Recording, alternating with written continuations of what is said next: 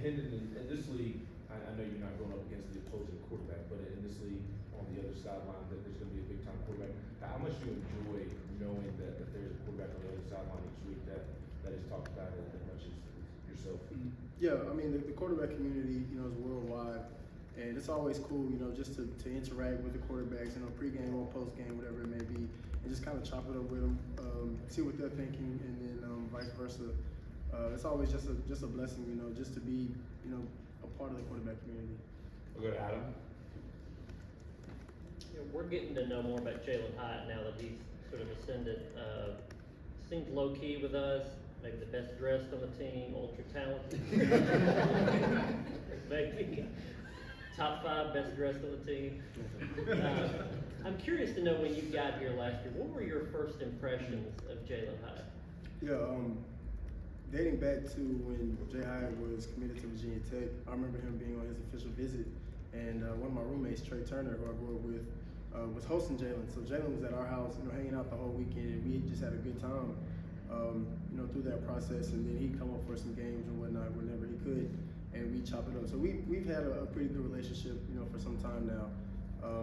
Then getting here, that was one of the first people I contacted, because that's pretty much all who I knew, other than Bryce Thompson, but he already had left for his draft process and whatnot. And I remember the first weekend, it was me, Walker Merrill, Jay Hyatt, and Jay Wright. And we were in the indoor, just throwing balls, and he wanted to see if I could really throw the ball. So I was like, yeah, man, we came to a couple games and saw me play, but he's just really genuine and loves to have a good time. He loves to work hard.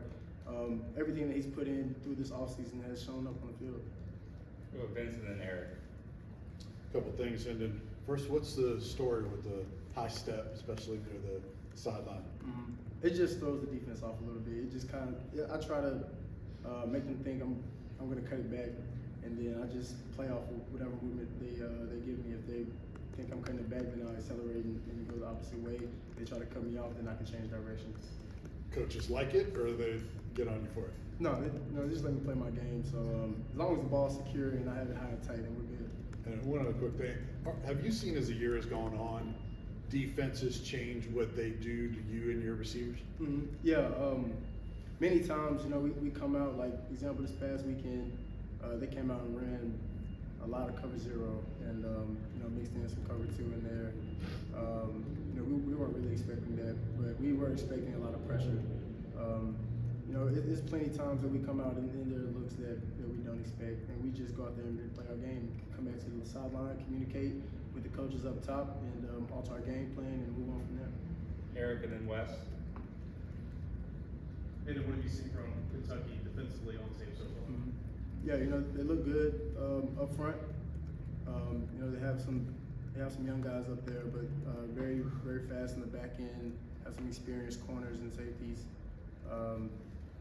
Usually we see them kind of drop out in a lot of coverage previous years. They're bringing some more pressure this year. So, excited to go out there and compete at a high level. Wes.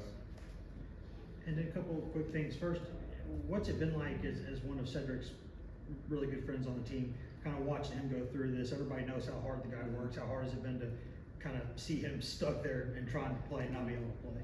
Yeah, I know exactly what he's going through. I battled through injuries before and had to sit out for some time. Just being there and trying to encourage him, I can see it in his face that he wants to be out there competing with us. Even when he's on the sideline, he's dialed in. He's communicating with the receivers.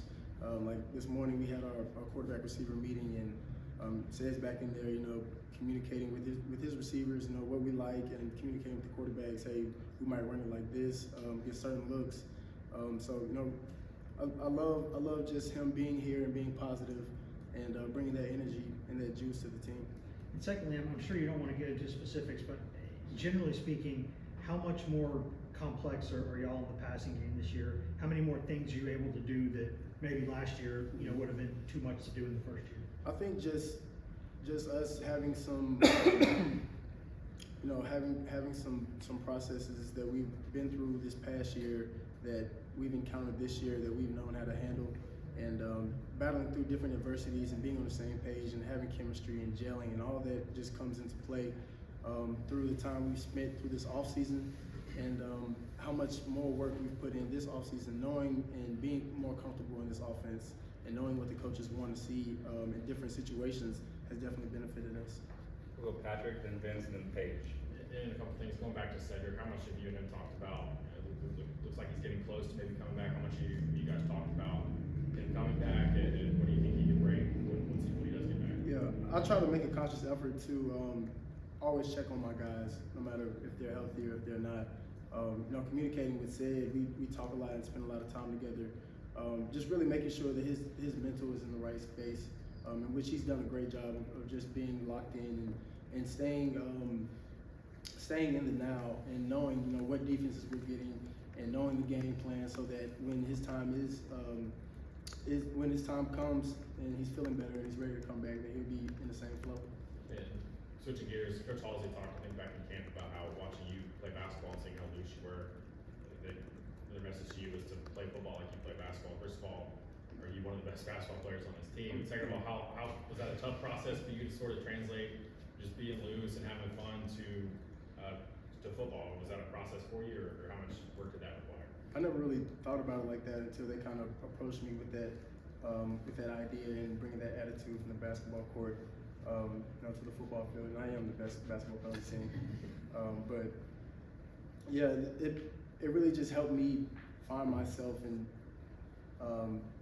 being comfortable in my own skin, so to speak. And I didn't have to be so uptight and demanding and really just trying to be overly focused in my craft. And I can just go out there and have fun and enjoy what I'm doing. And then a couple things. Can you overthrow square Y? It's hard. If I throw it as soon as he takes off, probably yes sir. Yeah, but him getting down the field is a thing of beauty. He's extremely fast. You can't teach that. Him and Hyatt just have some tools in their belt that are unbelievable. And I love going out there and competing and throwing them the ball. And as a leader on this team, a guy with a great story, and there are other really good stories of perseverance on this team. How much does William Wright's opportunity and story resonate with you? Mm-hmm. Yeah, all through camp, and going back to last year, Will Wright, no matter if he was on the scout team, no matter if he was with the defense, no matter if he was on special teams, he's gonna give 100%. And when I saw Will Wright go out there, I was telling Joe Milton, I was like, Joe, he's gonna make a play.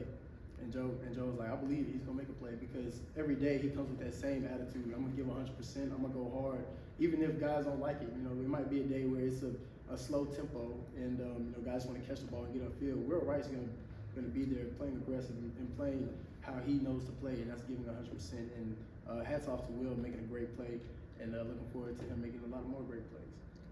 Take a few more, Paige. Go ahead. Real quickly, who do you emulate your basketball game after?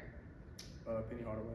Okay, and then back to football. As the pressure, kind of continues to mount, you're in another big time game. How do you either use that to your advantage, or like you say, just keep it business as usual? Mm-hmm. Just keeping the main thing, and that's winning ball games. And how we win ball games is how we prepare. Preparing at a high level and being able to come in the meeting room and lock in and be able to communicate with coaches and players about the looks we're getting and about how we're going to accomplish different plays. It's something that we take and we pride ourselves in for being perfect. And you'll never be perfect, but getting close to that is what we strive to do. Anything else for Hendon? All right, thanks everybody. That's Thanks, it for y'all. today. Thanks, We'll have plenty of players to go tomorrow.